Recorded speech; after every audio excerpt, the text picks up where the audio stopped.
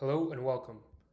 My name is Marcelo Novoa, and this is my final reflection for the Global Citizenship course at Maastricht University.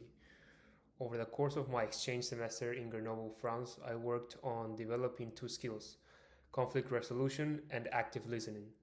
In this presentation, I will walk you through why I chose these skills, the goals I set, my experiences, and what I learned about myself and what it means to be a global citizen. The two skills I chose to develop during my exchange semesters are conflict resolution and active listening. I selected conflict resolution because I knew that working in international groups would bring genuine disagreements. Different work styles, different expectations, different ways of expressing opinions. My self assessment confirmed this was an area for growth. And I chose active listening for a closely related reason. I noticed that in multicultural conversations, I was often thinking about what I wanted to say next rather than truly absorbing what others were communicating. These two skills come from two distinct global citizenship pillars: transformative engagement and social responsibility, which also means they are evaluated independently in the rubric. For conflict resolution, my goal was to reduce my tendency to force my perspective and to increase collaborative problem solving.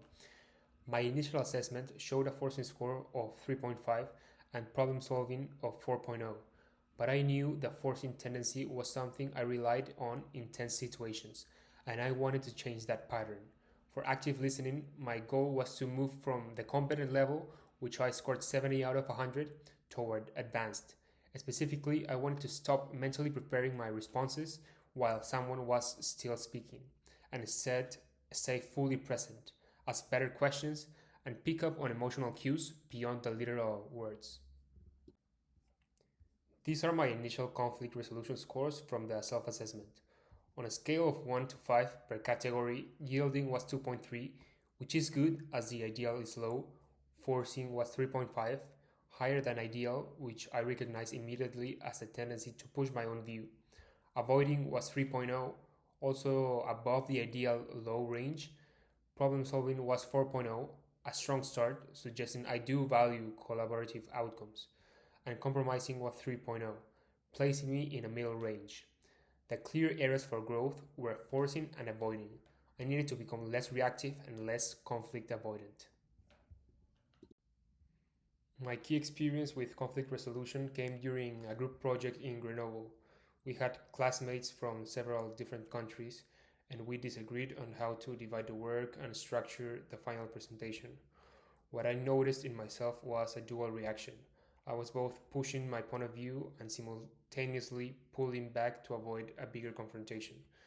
This perfectly mirrored my initial scores, high in forcing and high in avoiding at the same time. The feedback I received from my peers was valuable. They pointed out that I could be more flexible about restructuring tasks instead of defending my first proposal. I also used resources from the Canvas module on cross cultural conflict styles, which helped me understand that what I read as resistance from teammates was often just a different cultural communication style. The biggest challenge was slowing down enough in the moment to consciously shift from competing to actually collaborating. Several global citizenship concepts connect directly to my conflict resolution experience. The concept of intercultural competence is perhaps the most obvious. The Thomas and Inkson framework, for example, reminds us that conflict styles are culturally shaped rather than universal. What one culture reads as assertiveness, another reads as aggression or disrespect. Perspective taking is equally relevant. Moving from a forcing approach to problem solving required me to actively hold the other person's viewpoint in mind, not just my own. Within the global citizenship pillars, conflict resolution sits under transformative engagement, which aligns with the idea that positive change at any level requires working through disagreement rather than suppressing it. On the value side, I entered the semester valuing efficiency and directness.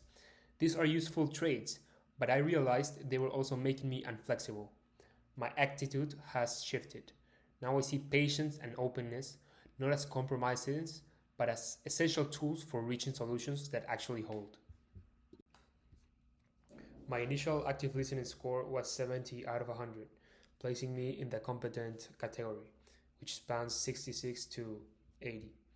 The assessment described this level as being able to listen actively in most conversations, give others a space to share, and reflect back key ideas. But it also noted that I might not always pick up on subtle cues, things like tone, emotion, and body language beyond the literal words. My goal was to move toward the advanced, which starts at 81. The gap between competent and advanced is precisely about the deeper, more attuned quality of listening. My active listening development was closely tied to the same group project experience.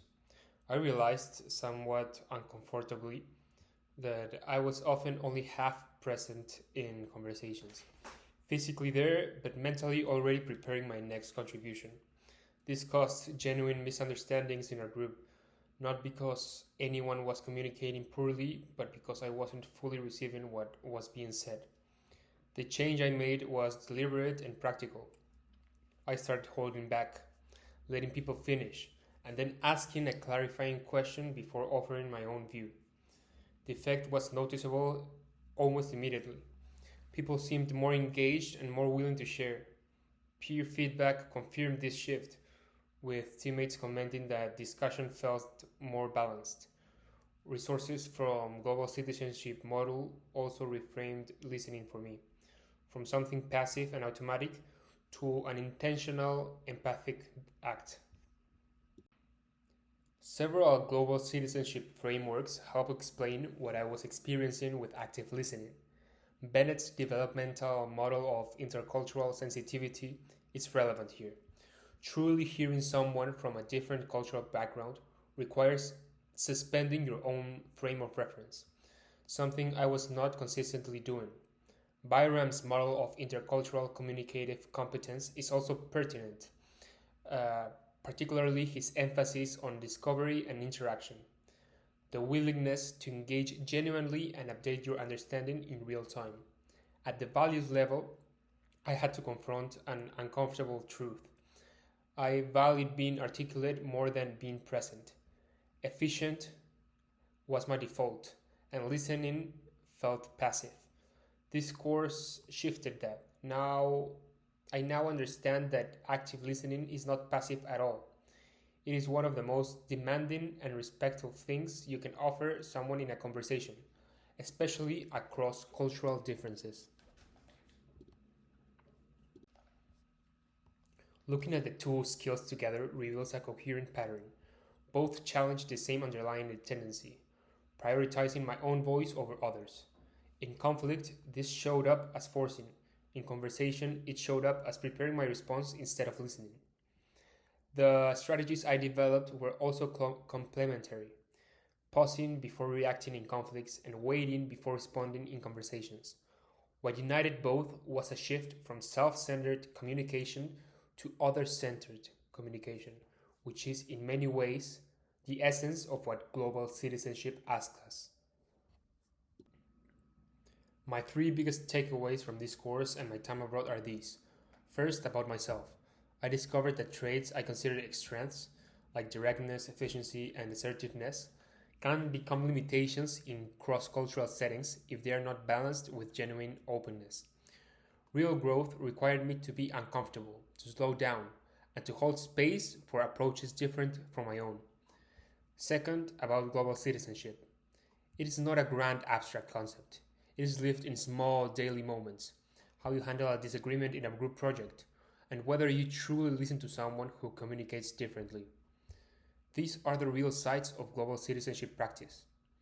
And third, what I can carry forward. I know both skills and the mindset shift they represent extend far beyond this semester. The capacity to listen deeply and resolve conflict collaboratively will shape the quality of everything I do in international and intercultural contexts, professionally and personally, for the rest of my life. Thank you for watching.